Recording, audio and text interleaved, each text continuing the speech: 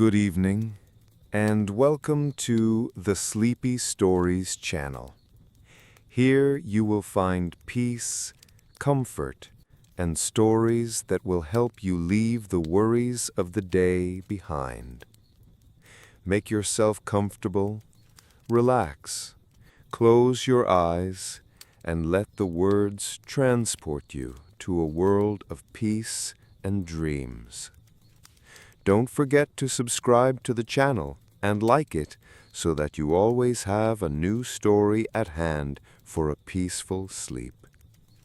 And now, let's begin. Before the roar of the Colosseum and the blinding flash of sunlight on polished helmets, the gladiator's story began in a far grimmer and quieter place: funerals. In the 3rd century BCE, long before these fights became Rome's favorite pastime, they were solemn rites meant to honor the dead. The Romans believed that blood had a sacred power, a force capable of appeasing restless spirits. And so, in the courtyard of a grieving aristocrat's home, 2 men might be brought forward, usually prisoners of war or condemned criminals. They were given weapons, sometimes nothing more than short swords or crude shields, and ordered to fight. The purpose wasn't entertainment, at least not officially. It was a religious offering. But as the men clashed, the gathered mourners could not help but feel a surge of grim fascination. The rhythm of blades striking shields, the cries of the wounded, the final silence when one fell. It stirred something deep in the human appetite for spectacle. Rome, as it often did, took that flicker of fascination and fanned it into an empire-sized blaze. Over the next century, funerary duels grew larger, louder, and more elaborate. By the late Republic, these private combats had spilled out of courtyards and into temporary wooden arenas erected in the Forum. Nobles quickly realized that the more fighters they provided, the more the people adored them. The games became less about honoring the dead and more about winning the living. When Julius Caesar held his father's funeral games, he staged hundreds of gladiatorial bouts over several days, dazzling the crowds and cementing his popularity. The blood that once flowed for religious reasons now served a different god entirely: public approval. Rome had discovered that violence could be politicized, that the cheers of a crowd could be as valuable as legions on the battlefield. By the time the Colosseum rose from the heart of the capital, the original funerary purpose of gladiatorial combat had been all but forgotten. What remained was a spectacle that blended religion, theater, and ruthless politics, a stage where emperors could win the loyalty of the masses with a well-timed thumbs up, and where the fate of men was decided before tens of thousands of screaming voices.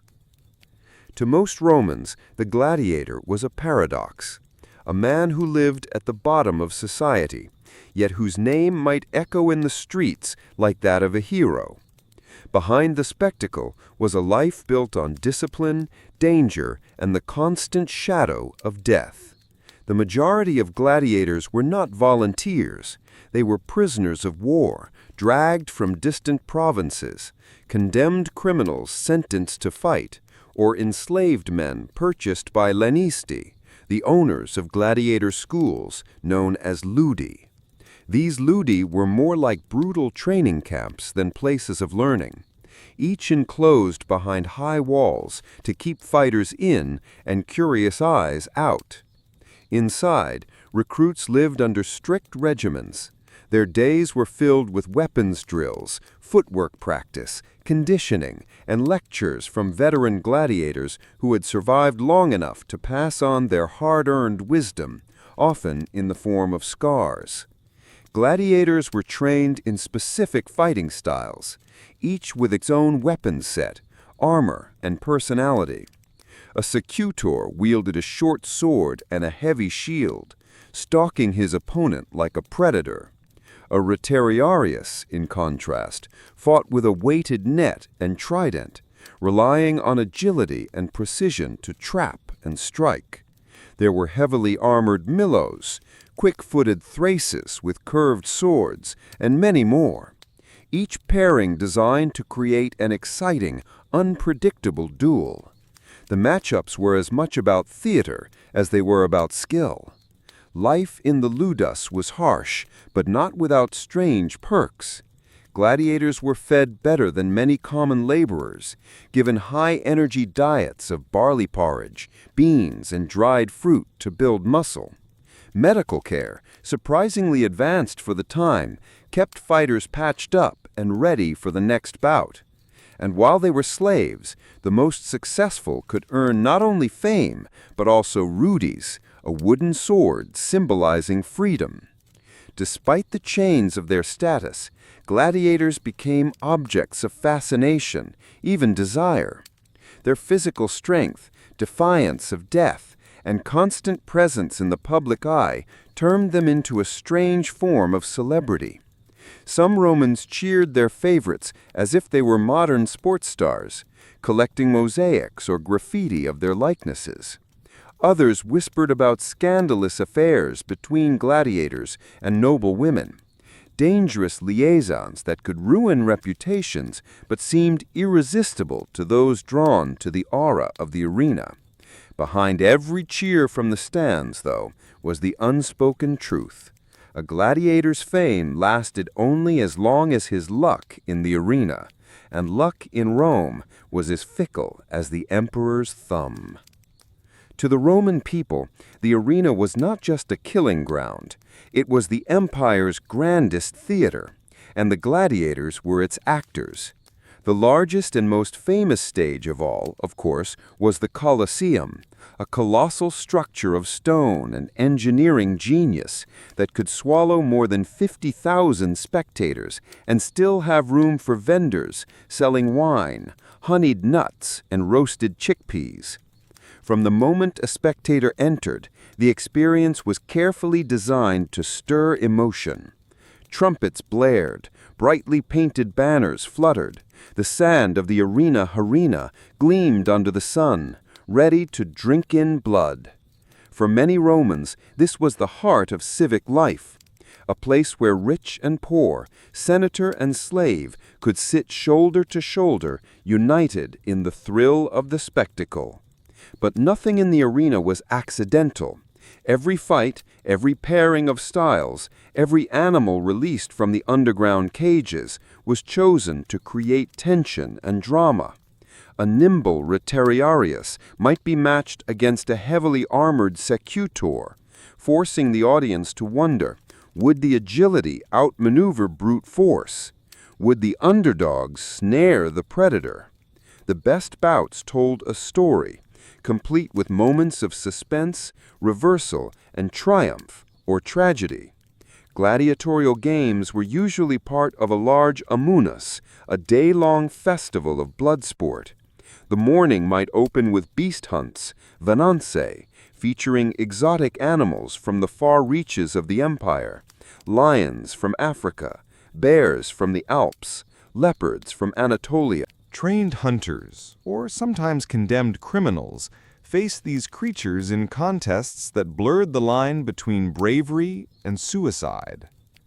Midday brought the grim spectacle of executions, where those guilty of serious crimes or unlucky enough to anger the wrong patron met their end in highly theatrical ways. This was the empire's version of intermission entertainment, as bizarre as it was horrifying. Then in the afternoon came the main event, the gladiators. The gates would open and fighters emerged to cheers, boos, or the chants of devoted fans. They saluted the presiding official, often the emperor himself, with the famous, if not universally spoken line, Ave Caesar morituri te salutant. Hail Caesar, those who are about to die salute you. From that moment, the stage was theirs, and the next few minutes could decide not only their fate, but their place in Roman memory. In this theater of sand and blood, every drop spilled was part of the performance. And for the crowd, there was no better show in the world. In Rome, the games were never just about entertainment. They were about power. An emperor who could stage a lavish spectacle wasn't just keeping the people amused. He was reinforcing the idea that he alone could give them what they craved most: bread and spectacle. Pane et circenses. This simple truth made gladiatorial combat as much a political weapon as any legion on the frontier. The games were expensive. Exotic animals had to be imported, arenas maintained, fighters fed and trained, and entire crews employed to run the machinery beneath the arena floor. Only the wealthy, senators, generals, and especially emperors could afford to put on such spectacles, and in doing so, they bought loyalty. A well-timed festival could distract from military failures, economic troubles, or political scandals. If the crowd was roaring in approval at the Colosseum, they were not shouting in protest in the Forum. Politicians used the games as campaign tools, sponsoring bouts to curry favor with the masses. Julius Caesar's father's funeral games, packed with hundreds of gladiators, weren't just a tribute. They were a calculated move to win the hearts of the people. Later, emperors like Augustus refined the art, using the arena to project an image of moral authority, control, and generosity. Yet the political blade of the games could cut both ways. A poorly organized spectacle or stingy display could turn the crowd hostile. In a city where public opinion was dangerously volatile, the cheers of the arena could turn to jeers in an instant. Emperor Commodus learned this in his own bizarre fashion. He often fought in the arena himself, a move meant to connect with the people, but which instead eroded his imperial dignity in the eyes of the Senate. Still, the crowd loved the novelty, proving that in Rome, public favor often outweighed elite disapproval.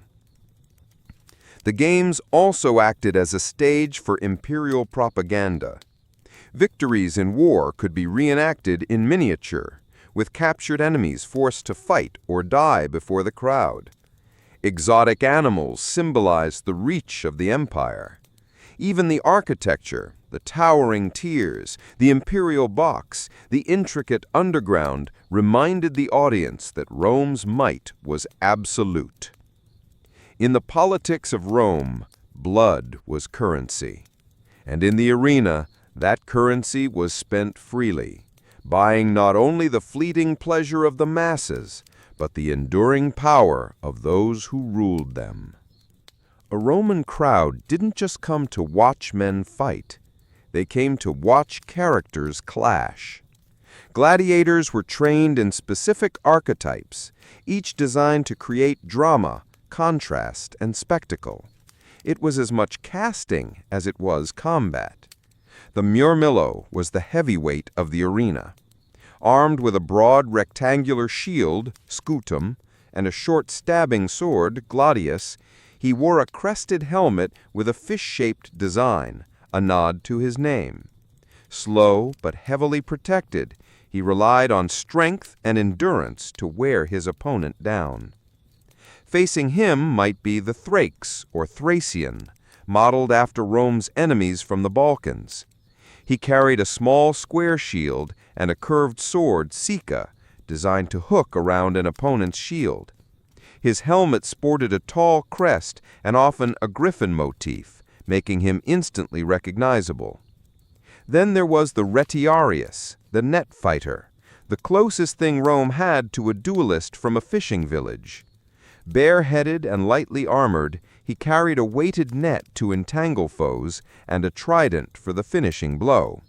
His speed and agility made him dangerous, but one wrong move could mean disaster against a heavier shielded opponent. His traditional rival was the secutor, designed specifically to counter him. The secutor's helmet was smooth and rounded, with tiny eye holes to prevent the net from catching, and his heavy armor allowed him to press forward relentlessly. Other types added variety to the match schedule. The hoplomachus, inspired by Greek hoplites, wielded a spear and small round shield, switching to a dagger when in close quarters. The dimachurus fought with a sword in each hand, a whirlwind of steel. The bestiaris faced wild animals rather than human foes, relying on speed, a spear, and sheer nerve to survive. Pairings were chosen for contrast: speed versus strength, reach versus defense, agility versus brute force. The crowd loved a good mismatch because it meant tension. Could the nimble fighter dance around the armored juggernaut, or would he be cornered and crushed? For the gladiators, these styles were more than costumes. They defined their training, their tactics, and even their identities. A skilled fighter could build a following, not just by winning, but by putting on a show that fit the personality of his archetype. In the sand of the arena, style was often as important as survival, and sometimes the crowd cared more about the former than the latter. If the arena was Rome's grand stage, the ludus, the gladiator school, was the rehearsal hall. Behind high walls and guarded gates, fighters lived, ate, and bled in preparation for their moment under the sun. Life here was a paradox, brutal in its discipline, yet carefully managed to keep fighters in peak condition. After all, a dead trainee was wasted investment. Each school was run by a lanista, part coach, part prison warden, and part businessman. The lanista purchased recruits, prisoners of war, condemned criminals, or desperate men who sold themselves into the profession for a signing bonus. Once inside, they were property, but valuable property. Their worth was measured not just in skill, but in the entertainment they could provide. The training regimen was relentless. Mornings began with weapons drills, learning the precise angles for a sword thrust, the correct way to block with a shield, the rhythm of stepping and striking. Wooden swords, heavier than real ones, were used to build muscle and endurance. Footwork was drilled until it became instinct, because a single misplaced step could be fatal in the arena. Specialists taught each fighting style. Aretiarios practiced casting his net with accuracy, learning to read an opponent's movements and time the throw to perfection. A mamilo trained to close the distance quickly, smashing through an enemy's guard. Sparring was frequent, but rarely to the death. Fighters were too valuable for casual losses. Diet was surprisingly good, even by Roman standards. Gladiators were known as barley men for their high carbohydrate meals of barley porridge, beans, and dried fruit, which built mass and energy. Meat was given occasionally, but not as the main staple. The goal was strength, stamina, and a body that could absorb punishment. Medical care was advanced for the era. Physicians tended wounds with wine-soaked cloths, stitched deep cuts, and used herbal salves to speed healing. A fighter with a broken bone was not discarded, he was repaired. The ludus was not a place of mercy, but it was a place of maintenance.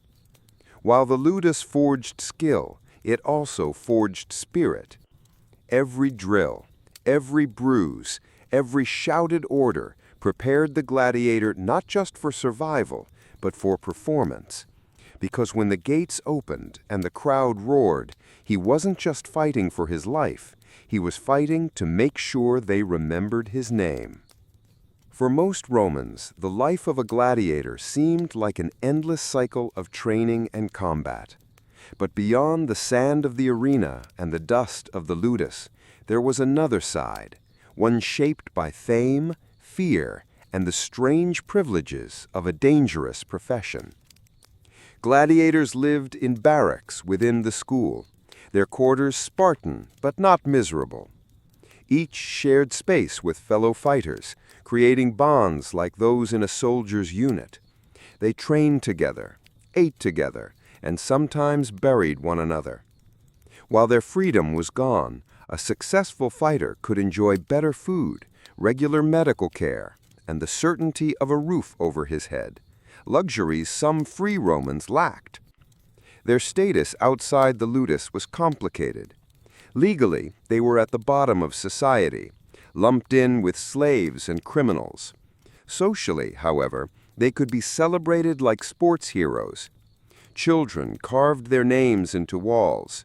Merchants sold small figurines of them, and admirers, including women of the upper classes, wrote their praises in graffiti on city streets. For some, that attention was intoxicating. For others, it was dangerous. Affairs between noble women and gladiators were whispered about in scandalized tones, and if discovered, could ruin reputations or worse. When fighters weren't training, they might be marched through the streets in procession before a major game, wearing their armor and carrying their weapons for the public to admire. These parades built anticipation, letting fans pick favorites before the fights began. Some gladiators even received gifts or tips from wealthy patrons eager to see them win. Yet life outside the arena was always shadowed by risk. Injuries were common, and even a minor wound could mean a career-ending infection. A gladiator could be popular one week and dead the next. And for every fighter who dreamed of winning the roots, the wooden sword of freedom, there were many more who would never live to hold it. Still, many embraced their notoriety. They drank in taverns where patrons begged for stories of the games. They posed for artists, their likeness captured in mosaics. They listened to the roar of the crowd even in their sleep. Because for a gladiator, fame was fleeting. But while it lasted, it could make a man feel like a god, even if Rome always remembered he was just a slave. In the arena, death was always just a heartbeat away. Every match was fought under the gaze of thousands. But one pair of eyes mattered more than any other, the emperor's. His was the ultimate authority, the hand that could grant mercy or deliver doom with the flick of the wrist.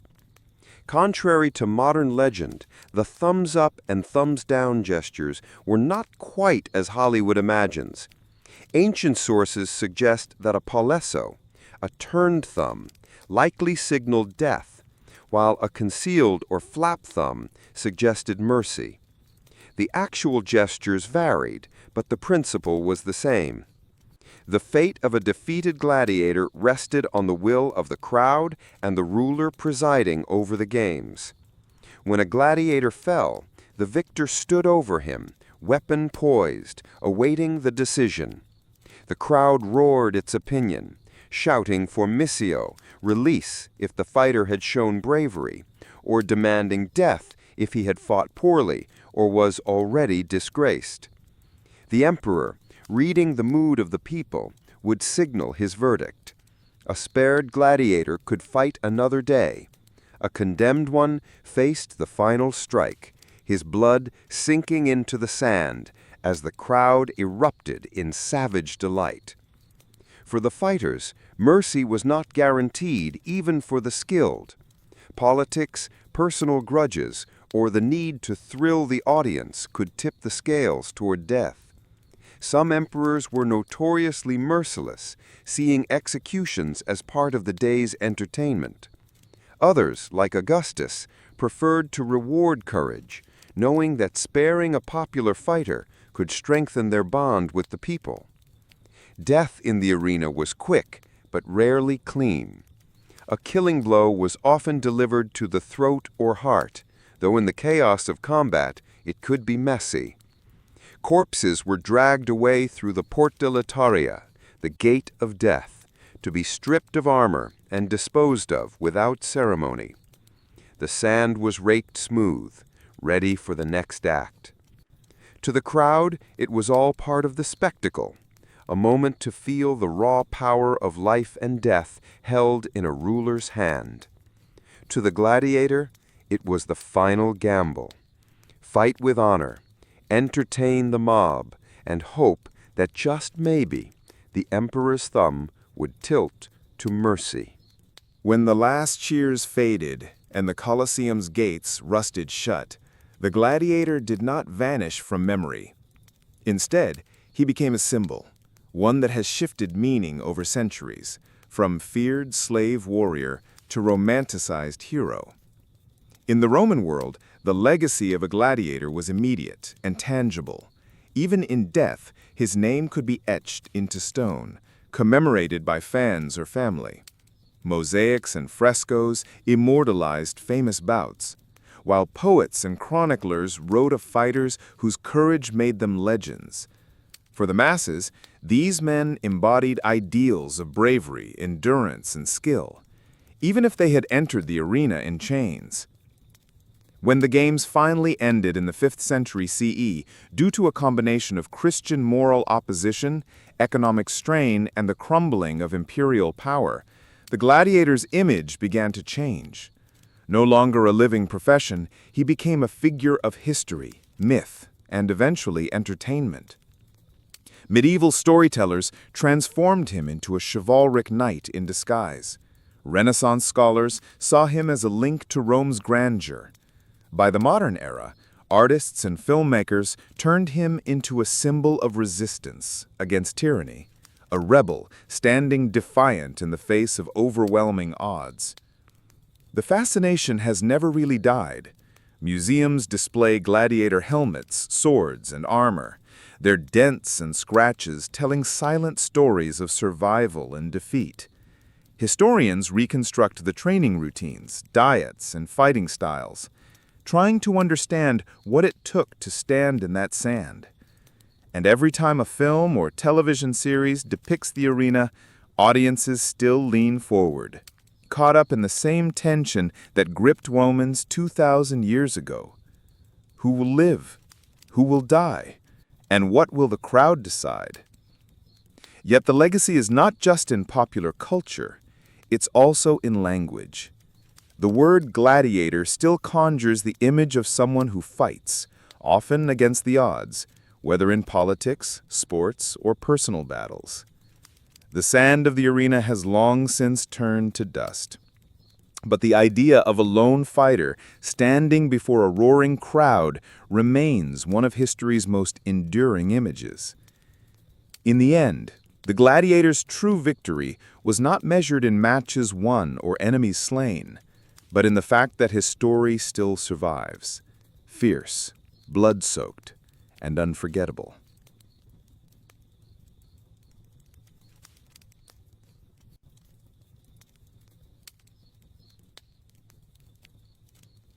In ancient Rome, military victory was not just measured in land gained or enemies slain, it was measured in glory. And the highest glory a Roman general could achieve was the triumph, a victory parade so lavish and so rare that many great commanders never experienced it. To the Romans, a triumph was the ultimate blend of religion, politics, and theater, staged for the gods and the people alike. But the triumph was not granted lightly. The Senate guarded the honor as jealously as the gods guarded Olympus. A general had to meet strict requirements. The campaign must have been fought under his official command. The enemy must be a foreign power rather than rebellious Romans, and the victory must be decisive, ending the war entirely. Moreover, the army had to kill at least 5,000 enemy soldiers. Anything less was considered a minor success, not worthy of such a spectacle. Even meeting these criteria didn't guarantee the laurel crown. The Senate's approval was essential, and here politics came into play. Powerful rivals could block the honor out of envy, while allies could secure it with persuasive speeches and strategic alliances. The triumph was as much a battlefield of influence as the war itself, and a clever general knew how to fight both. Once granted, Preparations began on a scale few events could match. Craftsmen painted vast panels illustrating the key battles. Carpenters built floats to carry exotic animals or elaborate recreations of captured cities. Goldsmiths and jewelers polished the treasures looted from foreign palaces until they gleamed under the Mediterranean sun. The date of the triumph was chosen carefully, often on a day sacred to Jupiter, the king of the gods, whose favor was said to rest upon the victor. Priests prepared sacrifices, musicians rehearsed the fanfares that would echo through the city, and word spread like wildfire, drawing in visitors from miles around who didn't want to miss history in the making. By the time the morning of the triumph arrived, the entire city of Rome had been transformed. Streets were swept clean. Garlands hung from balconies, incense braziers set along the route. The stage was set for a performance in which the general was both actor and living symbol of Rome's unstoppable power. A man elevated almost to godhood, if only for a single, unforgettable day. The morning of a Roman triumph began long before the sun touched the rooftops of the city. Rome awoke in a haze of incense and anticipation. This was not an ordinary day. It was a day when the city itself seemed to breathe in unison, ready to honor a man who had brought victory to the Republic or the Empire. Along the triumphal route, preparations had been completed the night before. Fresh garlands of laurel and flowers hung from balconies. Merchants along the streets shuttered their shops, not out of reluctance, but because no one would be buying bread or wine today. They would all be watching. Families claimed the best viewing spots, parents hoisting children onto shoulders, old veterans straightening their backs despite creaking joints, eager to see the familiar banners of the legions they once served under. The smell of burning frankincense and myrrh drifted on the early breeze, curling through alleyways and mingling with the aroma of roasting meats from vendors who saw an opportunity to turn celebration into profit. The chatter of the crowd carried a current of excitement. Who would be marching in chains? What treasures had been taken from the enemy? Was the general truly as glorious as rumor claimed? For the soldiers who had marched home with their commander, the morning brought a different kind of anticipation. They would finally lay down their arms in the capital, no longer as weary campaigners, but as victors, the living proof of their general's success. They polished their armor until it reflected the morning light and tied red ribbons to their weapons.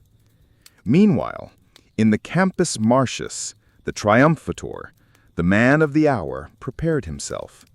He dressed not as a mere mortal, but in the robes of near divinity, a purple toga embroidered with gold, a laurel crown on his head, his face painted a deep vermilion in imitation of Jupiter himself. This transformation was deliberate. Today, he was not just a man. He was the embodiment of Rome's strength and favor with the gods. As the first horns blared, the city's hum swelled into a roar. All eyes turned toward the gates where the procession would begin. The streets, swept and sanctified, were ready. The crowd leaned forward, a living tide of anticipation. The triumph was not just about to start, it was about to consume the city in a wave of sound, color, and glory. The triumph's journey was as important as the celebration itself. It wasn't simply a march through the city. It was a sacred path, carefully chosen to transform the general's victory into a gift to the gods and a story for the people. The procession began at the Campus Martius, the field of Mars, where Rome's armies traditionally mustered before going to war. Here, the triumpher gathered his troops, the spoils, and the prisoners of war. With the blare of trumpets, the column began to move, crossing into the city proper through the Porta Triumphalis, a gate opened only for these rare occasions, as if even the walls of Rome bowed to admit the victors. From there the route wound through the city's beating heart. It passed along the Via Sacra, the sacred way, the most prestigious street in Rome. Every inch of it was lined with spectators, the air thick with the scent of incense and the sound of flutes, drums, and cheering voices. At certain points, priests joined the parade, chanting prayers and scattering flowers, reminding everyone that this was not just politics, but an offering to Jupiter himself. As the procession advanced, it passed by the Forum Romanum, the political center of the city. Here, senators and magistrates watched from their marble platforms, their presence lending a formal stamp of approval to the celebration. The steps of the basilicas and temples overflowed with citizens, each straining to glimpse the treasures, the captives, and the man whose name would be remembered in the annals of Rome. Every stop along the way had symbolic weight. Passing the temples was a nod to the gods, a silent acknowledgement that without divine favor, no Roman army could prevail. Crossing the Forum was a reminder to the people and the Senate alike that Rome's political and military glory were inseparable. The route's final and most dramatic ascent was the climb to the Capitoline Hill, the spiritual high ground of Rome. There, at the temple of Jupiter, Optimus Maximus, the triumph would reach its climax. The general's march was not merely to the temple. It was toward immortality in the eyes of his people and his gods. In this way, the processional route told a story with every step. From the fields of Mars where wars began, through the sacred and political heart of the city, and finally to the divine seat of Rome's greatest protector. If the triumph was a play, the spoils of war were its opening act, the first glimpse of the scale of victory. Long before the general's chariot appeared, the crowd's eyes were fixed on the endless line of wagons and porters carrying the treasures of conquest. The display was meant to dazzle and overwhelm. Great chests of gold and silver gleamed in the sun, their lids thrown open so all could see the coins, cups, and jewelry piled inside. Massive statues torn from the temples and palaces of the defeated were paraded upright, as if they had been brought to Rome in chains. Intricately woven carpets and tapestries swayed from poles, their foreign patterns telling silent stories of lands beyond the horizon. But the spoils were more than just riches. They were propaganda. Painted boards carried by soldiers showed vivid battle scenes, the decisive charge, the moment the enemy broke, the surrender of their leader.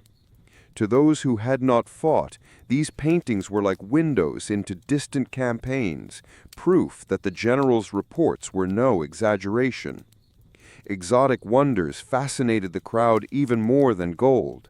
Strange animals from the conquered territories were led on chains or in cages. Elephants towering over the procession, leopards pacing restlessly, or brightly plumed birds squawking at the noise.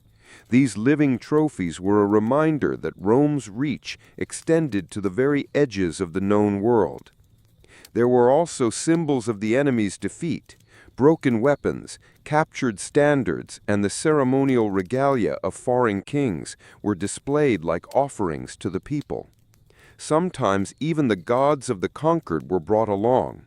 Statues of their deities, stripped of their sanctity, now part of Rome's growing pantheon. It was a message that Rome's gods were stronger, Rome's armies unstoppable. As the wagons rolled past, the crowd roared its approval. Children pointed at glittering treasures. Old veterans nodded in respect at the banners taken from once mighty foes. Every chest of gold and every carved idol told the same story. Rome had not just defeated an enemy, it had absorbed their wealth, their culture, and their pride. By the time the last cart of plunder passed, the city was already intoxicated with the scale of the victory.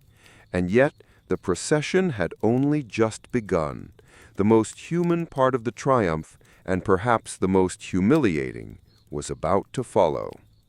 After the gleam of gold and the wonder of exotic beasts, came the darkest spectacle of the triumph, the prisoners of war.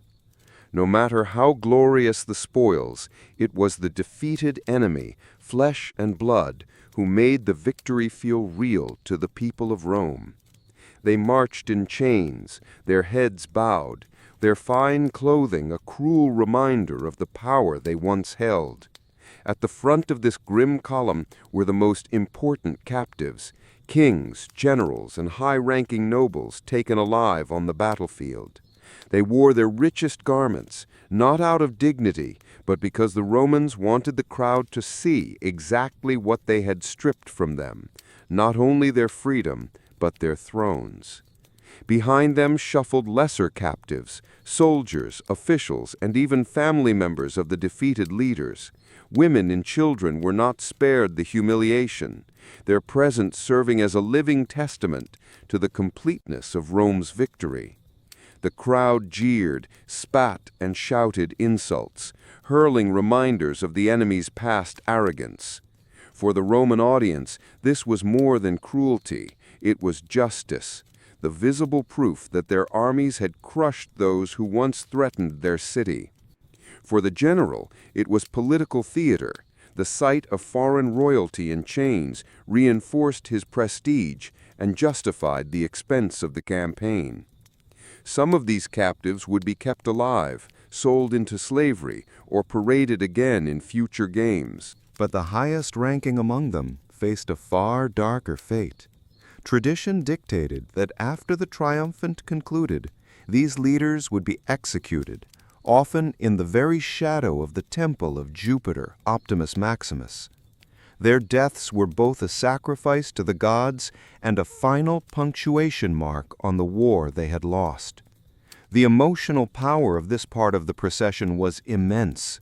Children in the crowd would remember the faces of the defeated for the rest of their lives, just as they would remember the triumphant figure who had brought them here. It was the clearest demonstration of Rome's message to the world: resist, and this will be your fate. And yet, after the prisoners had passed and the crowd's jeers began to fade, another sound began to rise.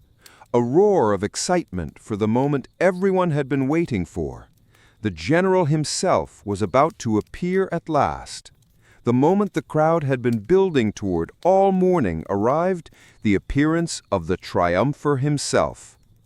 If the spoils and prisoners were the proof of victory, the general was its living embodiment. He rode in a magnificent chariot, gilded and polished until it caught the sunlight in dazzling flashes. 4 white horses drew it, their manes braided with ribbons, their harnesses decorated with gold and silver fittings. The triumpher wore a crown of laurel leaves, the ancient symbol of victory, and a toga pictor, a deep purple garment embroidered with gold thread, the color reserved for Rome's most powerful. His face was painted bright vermilion, imitating the statue of Jupiter Optimus Maximus, to emphasize that on this day he was more than mortal. He was the chosen of the gods. And yet, tradition demanded a reminder of his humanity. Standing behind him in the chariot was a slave tasked with whispering in his ear throughout the procession, "Memento mori," remember, you are mortal. It was a sobering counterpoint to the cheers of tens of thousands, a reminder that even the most glorious victory could not conquer death. The crowd erupted in a thunderous roar as the chariot rolled past. Citizens tossed flowers into the street, their petals crushed under the horses' hooves. Trumpets blared from every corner, drowning out the shouts of the soldiers marching alongside. Children called out the general's name, and veterans saluted with the stiff pride of those who knew what such a victory cost. The triumpher acknowledged the people with measured dignity, a raised hand here, a nod there. Every gesture was calculated to project both majesty and accessibility. This was a performance as much as a parade, and the general knew that public opinion could be as decisive as any battle. Behind him, the officers who had served under his command marched in full armor, their decorations gleaming. Their presence reminded the crowd that victory was never won by one man alone, but by the discipline and courage of an entire army. As the chariot moved through the city's heart toward the Capitoline Hill, the people knew they were witnessing history. For the general, it was a day that would be carved into Rome's memory, the high point of a career, a spectacle to be retold for generations. And for the city, it was a moment to see themselves reflected in the glory of their champion. No triumph was complete without the army that had made it possible. Behind the general's chariot came rank after rank of legionaries marching in perfect formation down Rome's crowded streets. Their armor glinted in the sunlight, shields polished until they reflected the faces of the cheering crowd. These men were not faceless soldiers today. They were the heroes who had bled, starved, and endured for the glory of Rome. Each legion carried its sign, the sacred standards topped with bronze eagles or gilded wreaths, symbols as revered as the gods themselves.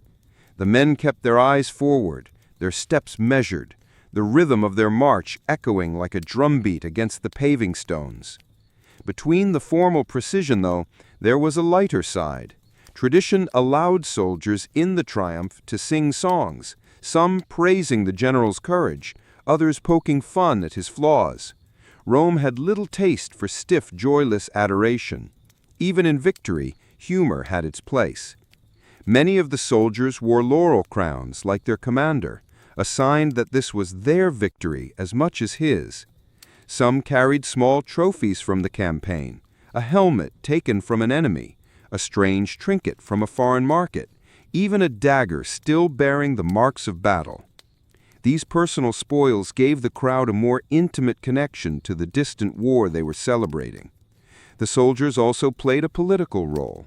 Their presence reminded the Senate, the people, and the general himself where real military power lay. Thousands of disciplined, battle-hardened men marching through the capital was both a celebration and a subtle warning. The army's loyalty could raise a man to the heights of honor or drag him down to ruin. For the men themselves, the triumph was more than just a parade. It was their moment to bask in the admiration of the city they had fought to protect. Many would retire soon after, rewarded with land or money. Others would be sent to new campaigns, their laurel crowns stored away until the next chance for glory. But for this day, they were not just soldiers, they were living symbols of Rome's strength. As their chants and laughter mingled with the music of the procession, the army brought the triumph's energy to its peak. And just ahead, the final climb to the Capitoline Hill awaited, where the gods would be honored, prisoners judged, and victory sealed in Rome's name. The triumph's long, winding journey through Rome always ended in the same place, the Capitoline Hill, home to the temple of Jupiter Optimus Maximus. This was not just a convenient stopping point.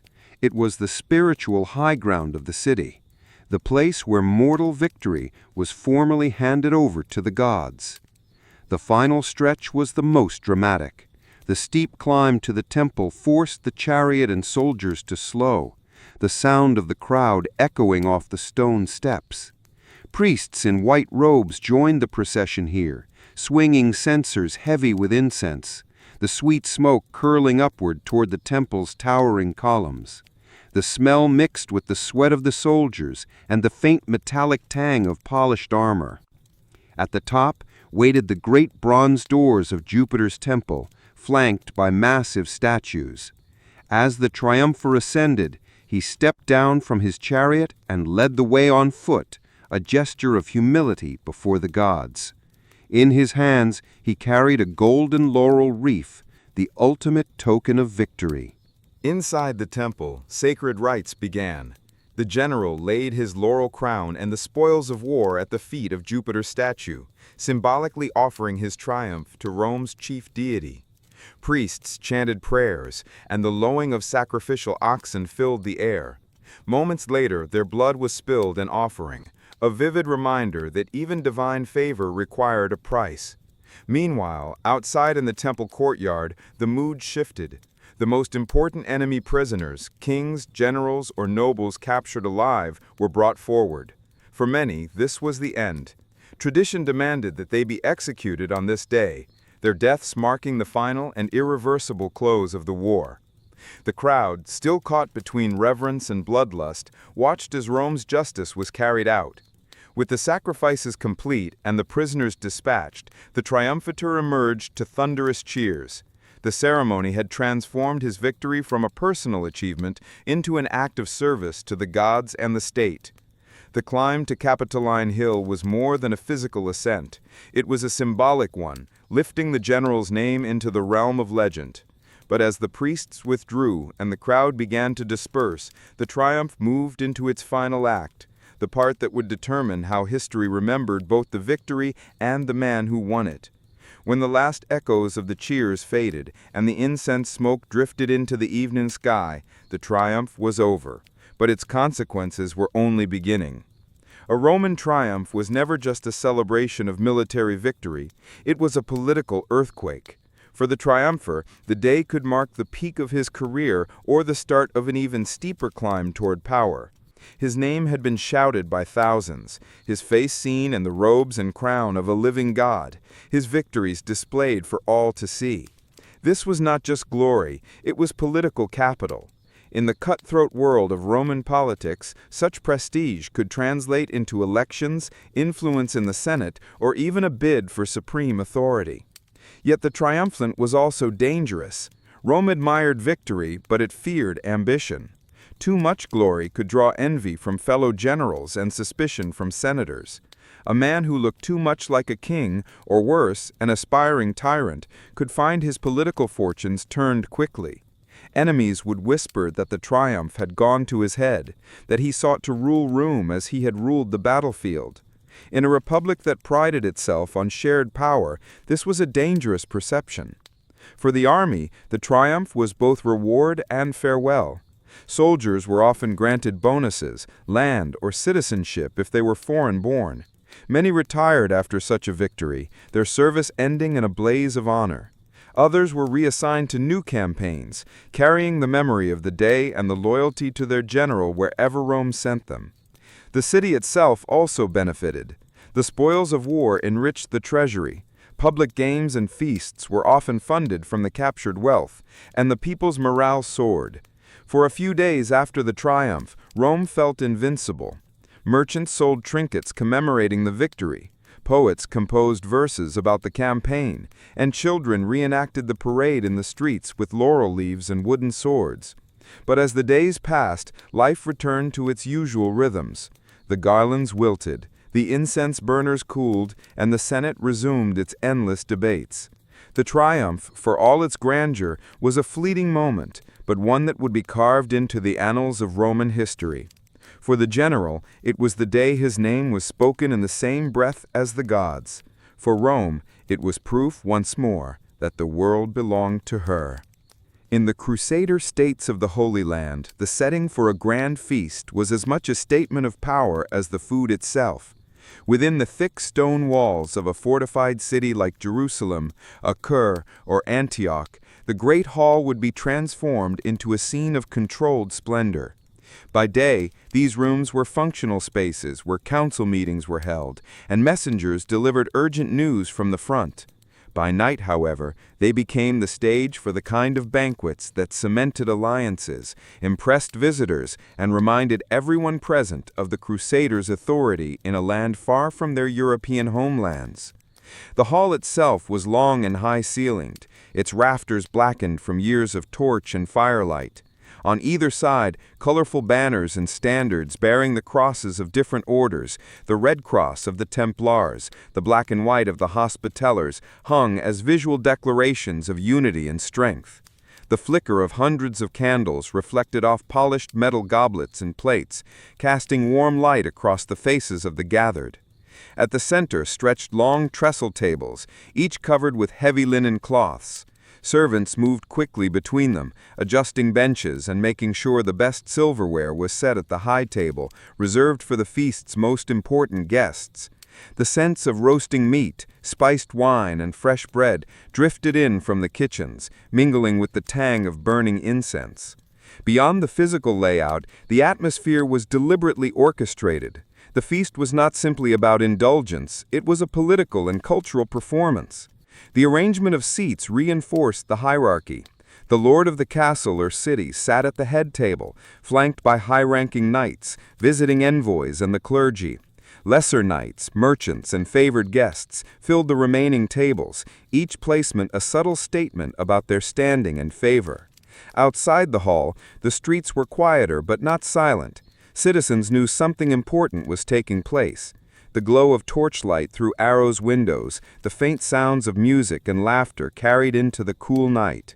For those within, the feast marked a rare moment when the constant tension of warfare eased, replaced by the comfort of abundance and the rituals of fellowship. In such surroundings, the Crusader banquet was more than a meal. It was a demonstration of survival, adaptation, and dominance in a land where power had to be displayed as much as defended. As dusk deepened and the great hall filled with golden candlelight, the arrival of the guests became an event in itself, a carefully choreographed display of rank, alliance, and ambition. The feast was not simply an occasion to eat. It was a stage where reputations were built and political bonds quietly forged. The first to arrive were often the high-ranking nobles of the Crusader states, lords of fortresses, governors of cities, and commanders of military orders.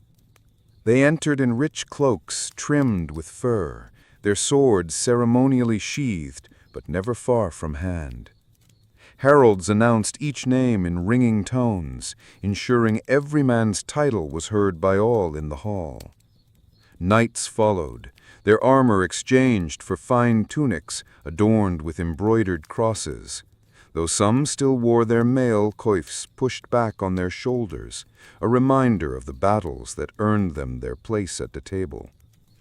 Alongside them came envoys from distant lands, merchants from Venice and Genoa, with gold rings on their fingers, Byzantine diplomats in flowing silks, and on rare occasions, Muslim emissaries attending under truce. Their presence at a Crusader banquet was a subtle yet powerful sign that even amidst religious war, diplomacy had its place. Clergy were ever present, from humble parish priests to high-ranking bishops.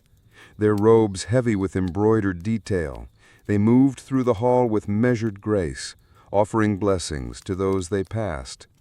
Their presence reminded everyone that this was not merely a celebration of earthly success, but also, at least in name, an offering of gratitude to God.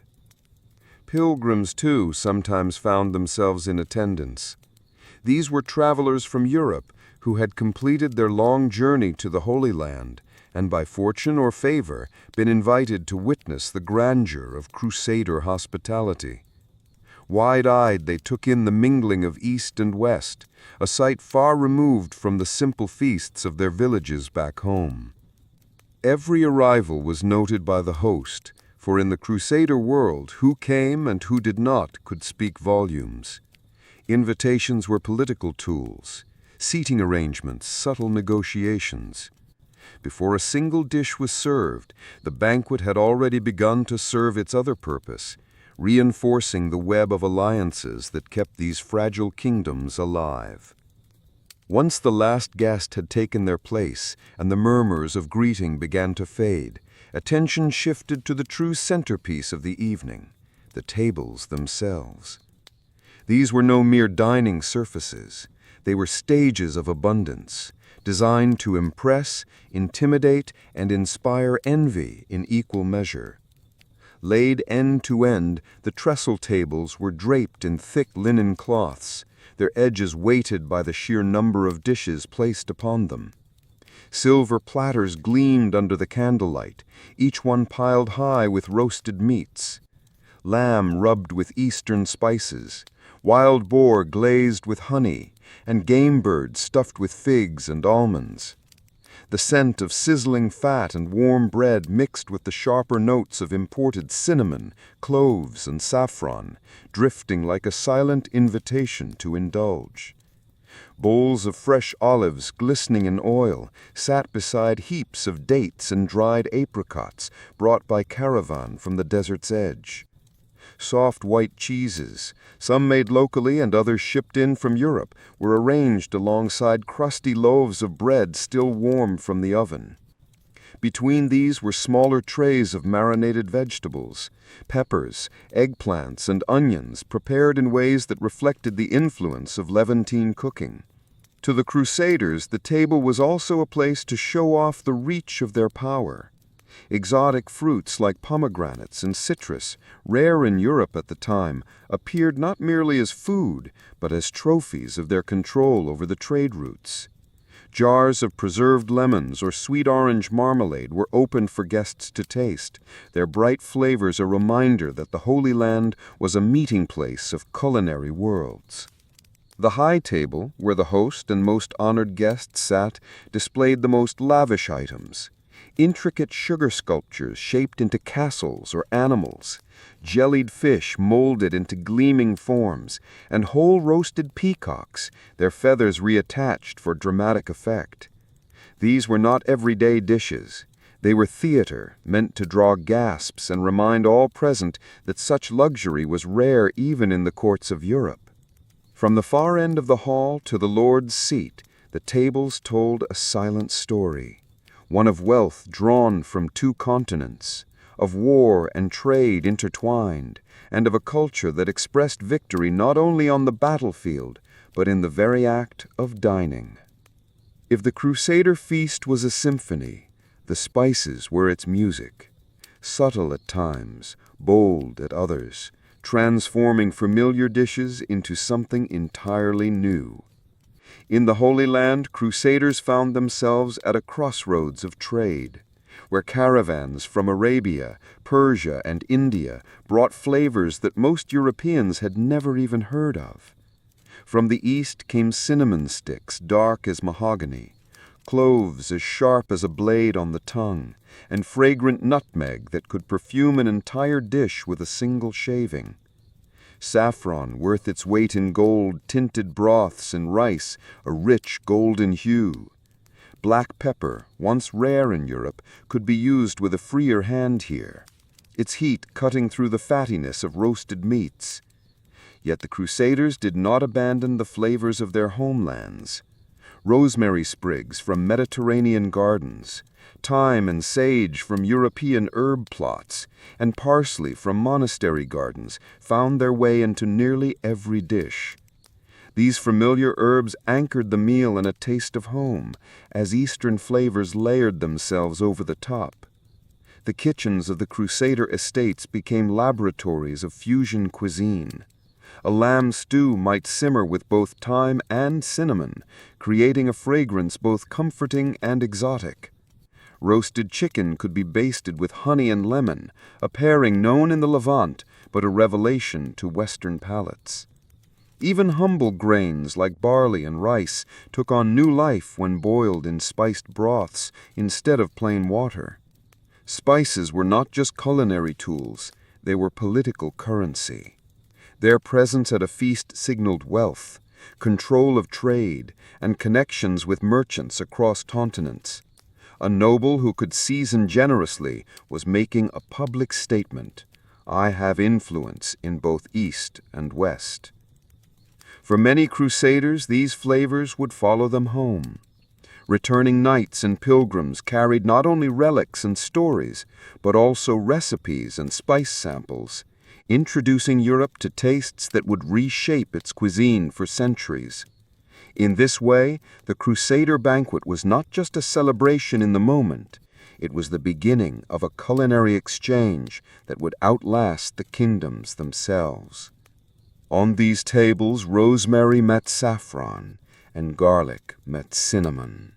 blending worlds in every bite. And for those seated in the candle-lit hall, each mouthful was a reminder that they stood at the very heart of a meeting place between two great culinary traditions. If the food at a Crusader feast was a display of power and culture, the drink was its lifeblood, fueling conversation, sealing alliances, and loosening tongues long into the night. In the Crusader states, the wine jug was as important as the sword, for hospitality without drink was unthinkable. The wine itself came from many sources. Ships from Europe carried casks of prized vintages, deep, robust reds from Bordeaux, delicate whites from the Rhineland, and the sweet wines of Cyprus or Cree. These imported bottles, expensive and limited, were reserved for the high table and the most honored guests. Their arrival at the banquet was often met with murmurs of appreciation, as much for their wealth they represented as for their flavor.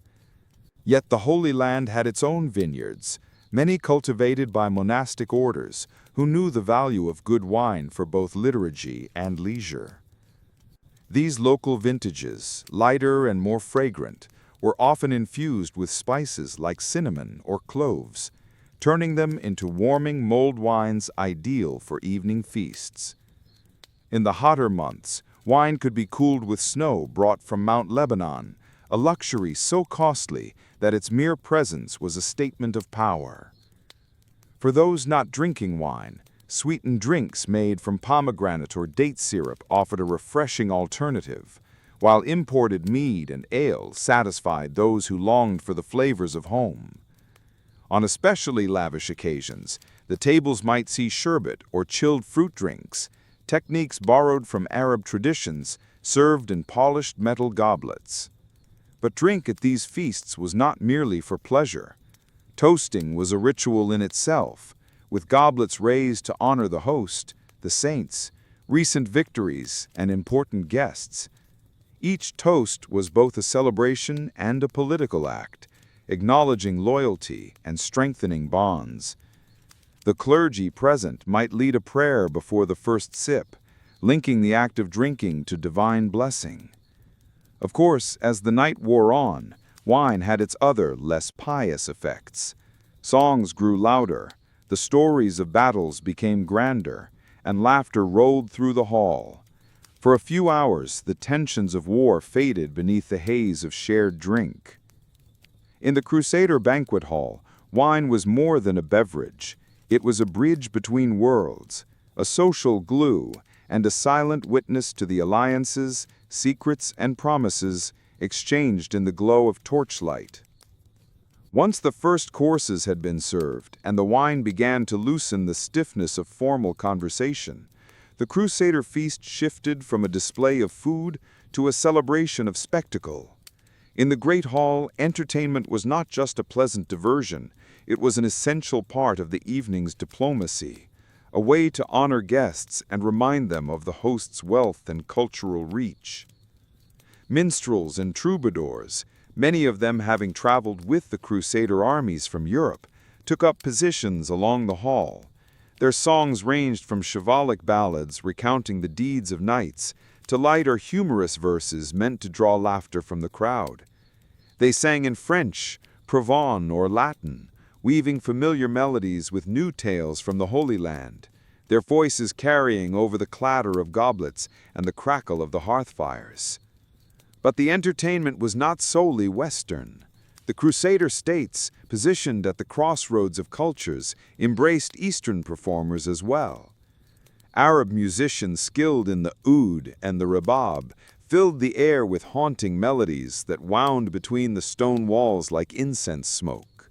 Drummers kept intricate rhythms that made some guests tap their feet unconsciously, while dancers, clad in bright silks and jingling ornaments, brought a shimmer of exotic movement to the evening.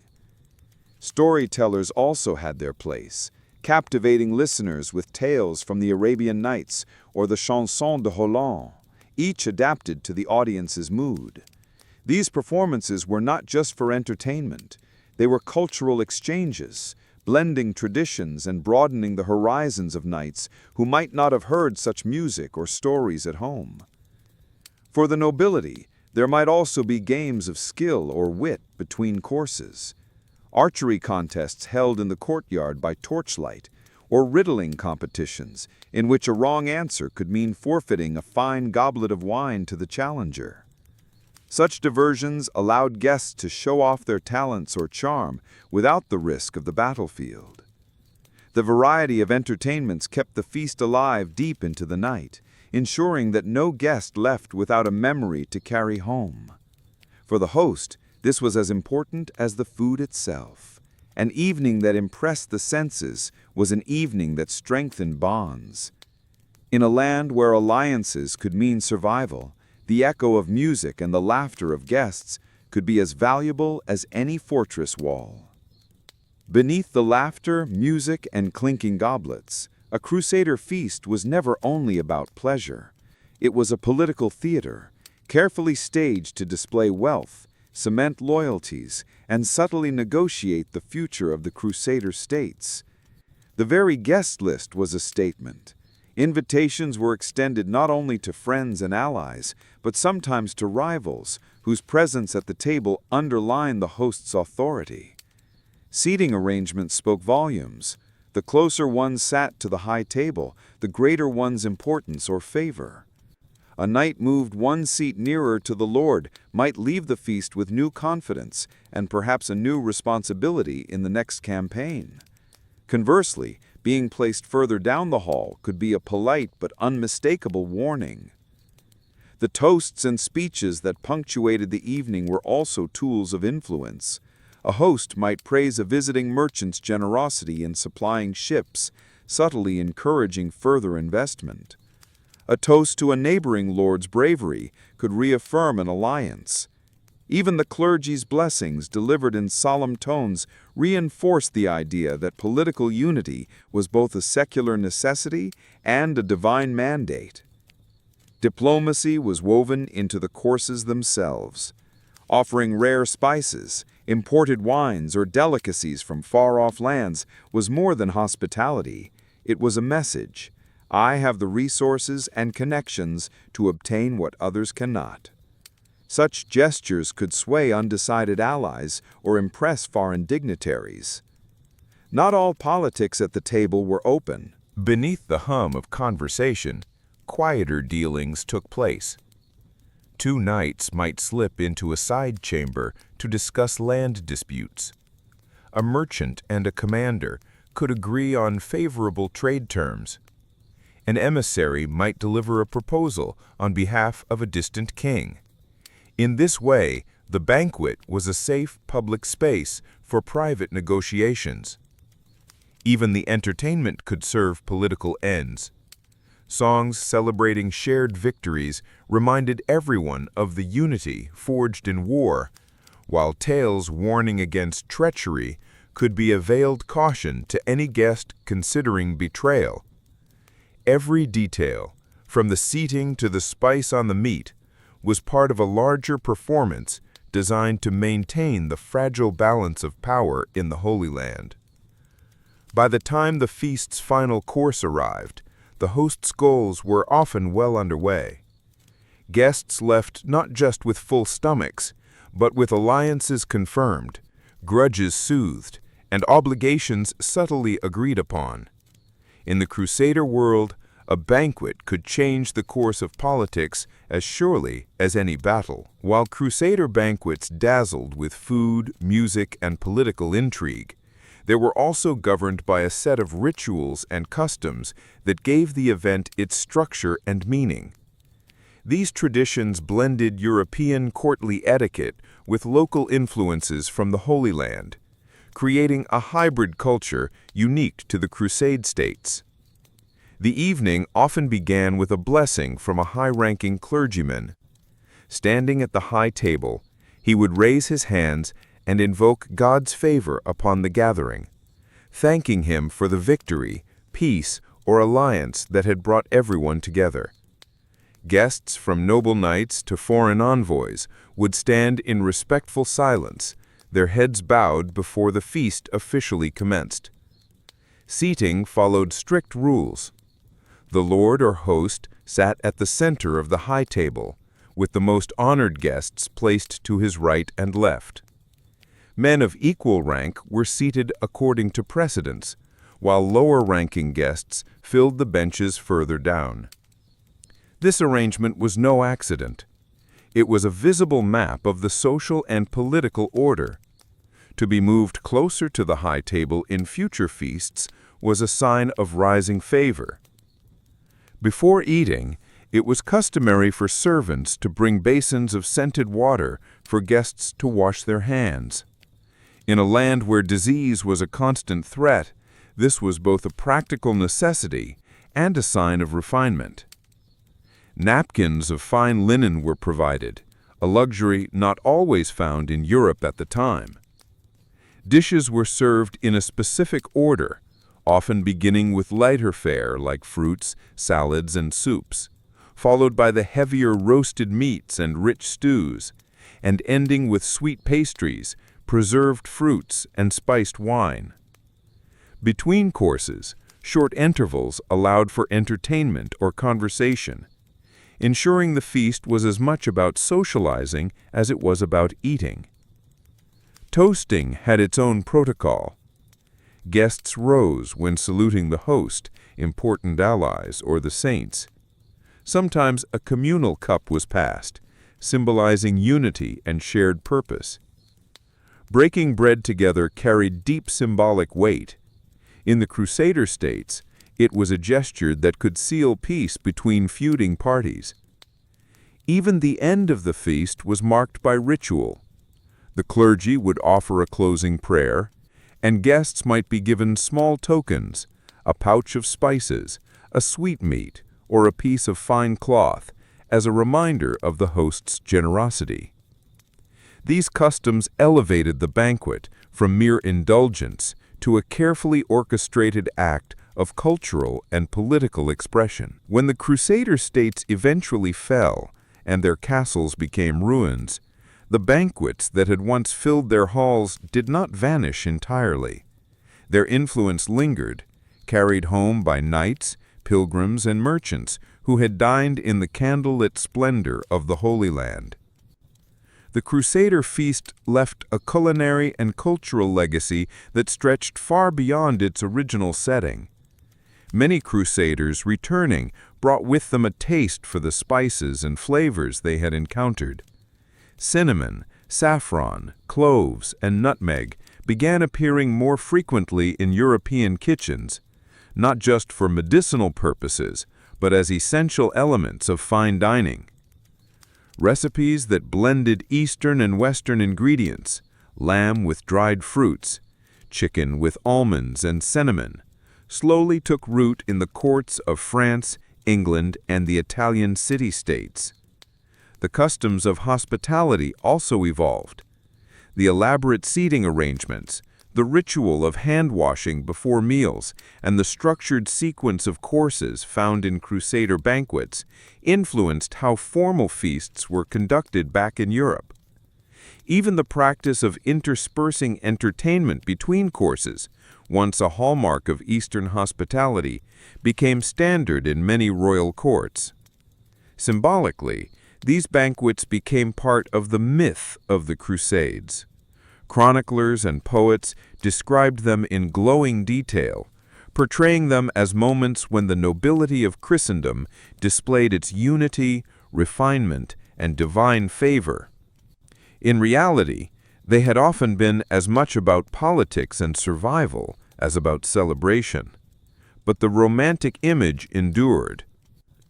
In the Mediterranean world, the exchange was not one-sided. Eastern cooks, merchants, and entertainers who had served in Crusader households carried back Western tastes and techniques, adapting them into their own traditions. Over time, the blending of culinary ideas contributed to the rich and varied food culture that still defines the region today. Perhaps the greatest legacy of these feasts was their role as cultural bridges. At a time defined by conflict, The banquet table offered a rare space where people from opposing worlds could sit, talk, and even find common ground if only for a night. In the laughter of guests, the shared breaking of bread, and the mingling of music from east and west, there was a fleeting glimpse of a different kind of unity. Though the Crusader castles now stand silent, their banquets live on in the traditions, recipes, and ceremonial dining customs of Europe and the Middle East, echoes of a time when feasts were as powerful as fortresses.